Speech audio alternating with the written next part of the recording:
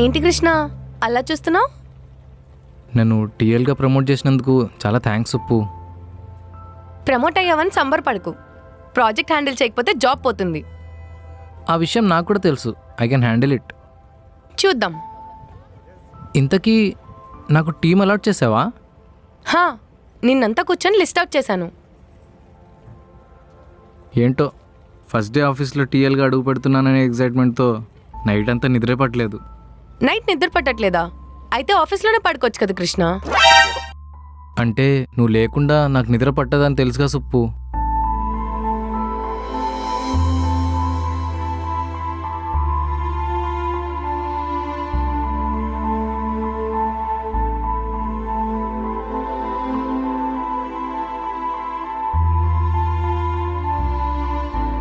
నువ్వేంటి ఇక్కడ?